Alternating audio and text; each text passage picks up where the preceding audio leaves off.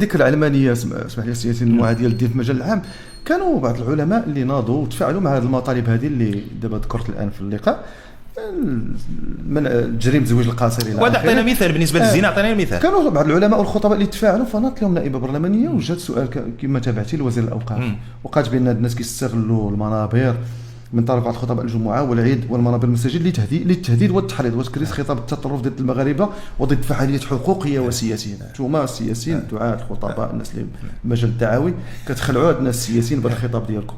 ربما تا السباق لا ربما تابعتي الخطبه ديالو، راه ذكرتها حتى مع الدكتور الخياطي، حدث واحد الضجه كبيره. واش كتشوف ان هذا النوع ديال الخطاب سواء من الخطباء ولا علماء في منابر رسميه ولا شبكات التواصل الاجتماعي كيشكل هذا الخطر كله وكيهدد هذه المنظومه هذه؟ لا، هو كيهدد المنظومه من باب انه راه الا شعلتي شمعه راه كتضوي على بيت، يعني الظلام اللي كيكون عندك في بيت الا شعلتي ليه شمعه راه غتضوي عليه.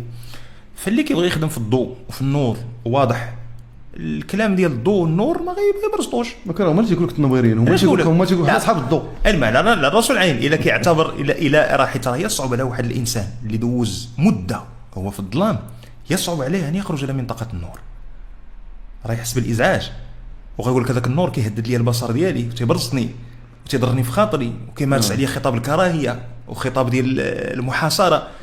شنو هو اللي فيه خطاب الكراهيه؟ اننا نقولوا ان الاسلام اسلام وان الكفر كفر. واش هذا خطاب ديال الكراهيه؟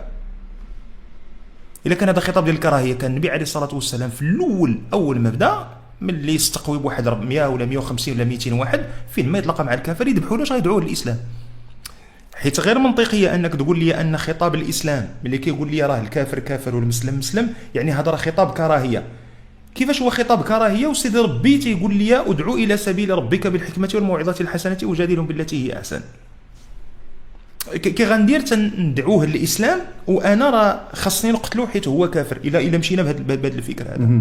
فين هو خطاب الكراهيه؟ مبالغه سياسيه هذه ماشي مبالغه، راه اتهام. هما بغاو نعطيك مثال على قضيه الاتهام. حيت بعض المرات والله خويا نبيل المغاربه دراوش، والله العظيم الا في عمومهم المغاربه دراوش والحمد لله. علاش؟ حيت مثلا دابا لو وصفتي انت تبارك الله في المجال ديال الاعلام وبالاضافه للمسائل التخصص ديالك انت الله يجازيك بخير، انت تعلم انه لو مشيت عند شي واحد دابا في الزنقه قلت لي هذاك الداعشي هذا قذف الى تابعني عليه قضائيا غادي يغولوا عندي المشاكل.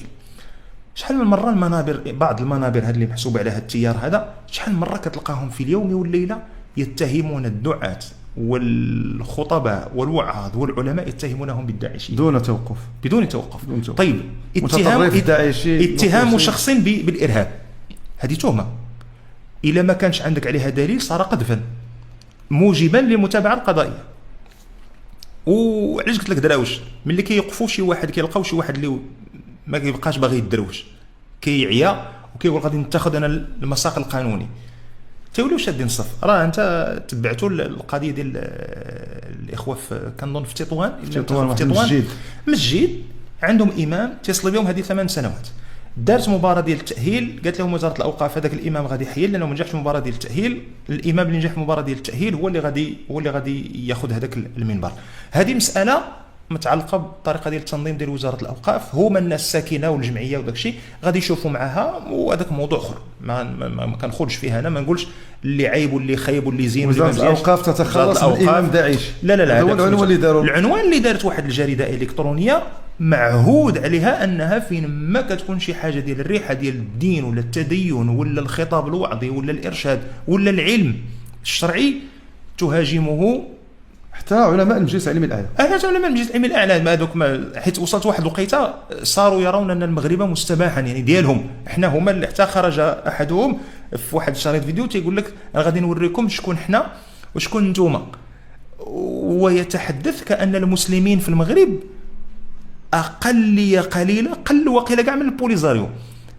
انا كتصنت لذاك الشريط ديالو كتحس براسك بلي انت هو الانفصالي اللي قليل وما عندك شي واحد اللي كيمثلك، كأن البلاد ما عندها ما هي في امارات المؤمنين ولا الاسلام. السياسيين ما بغاوكمش ما تكلموش في الدين، تكلموا في الدين ولكن تكلموا في الايمانيات في الدين. اسمح لي اسمح لي، ملي كتدخل الدين المجال العام تكلم فيه في الاقتصاد، تكلم فيه في الفن، ثم كتحاربوا المهرجانات الشواطئ، كتوليو هنا كتوليو متطرفين. لا هو المسلم ماشي كيحارب المهرجانات، هو المسلم كيحارب غنجيو المهرجانات جايين ليه واخا خليهم ترسلوا. فهذيك الجريده قالت لهم الامام سميتو اسم وزاره الاوقاف توقف امام داعشي، هذه وحده، وانه حيت لقاو واحد المرتع تما ديال المسلمين اللي كيصلوا مع دوك الوهابيه وبداوت عليه شي اتهامات المتطرفين الى اخره. فالناس قال لك اودي حنا مع وزاره الاوقاف حنا غادي نشوفوا معها القضيه ديال الحل ديال الامام الى اخره.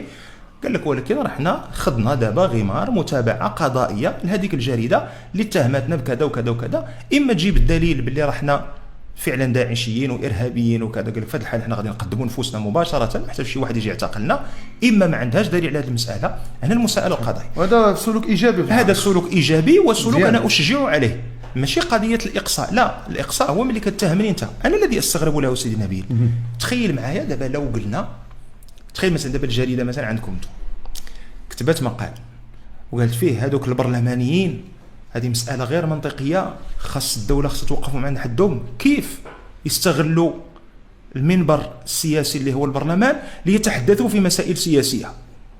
كي غتجيك انت هذه ما تقدرش تكتبها لانه غادي يبان لك غير منطقي، خارج العقل وخارج السياق. اذا كيفاش كتقول لي يا علماء وخطباء كيستغلوا منبر ديال الخطبات الجمعه وديال خطبات العيد اللي هو اصلا منبر ديال الدين باش يتكلموا في مسائل اللي هي من قبيل الشأن العام؟ راه الدين راه هو الشأن العام. اذا الشأن العام ما كيأطروش الدين، شكون اللي غيأطرو؟ ما كيامنوش بالنقاش السياسي بالنسبه لك؟ لا، ملي رايهم راي مخالف، ملي كنقول هما كيامنوا بل كيسعوا كيامنوا بالنقاش بنفس المنطق اللي كتامن به الولايات المتحده الامريكيه والكيان الصهيوني، وهو ان الديمقراطيه مزيانه الا غادا تخرج لنا من الصندوق داكشي اللي بغينا حنا كنامنوا بحريه التعبير. ملي خرجوا الطلبه كيقولوا لهم الحريه ديالنا هو انهم خصكم توقفوا هذا، بداو في الاعتقالات. كنامنوا بحريه الدين، ملي كتقول لهم انا بغيت نولي مسلم كيوليو المضايقات. كيقول لك حنا كنامنوا بحريه الراي، ملي كتقول لهم راه الفتوى عندنا ان راه الخمر حرام الى اخره، الحكم الشرعي للخمر حرام ما خصناش نشربوا الى اخره، كتولي انت متخلف وداعشي ومضاوي. شنو هذيك الاخرى وشي حاجه، وهذا القرسطي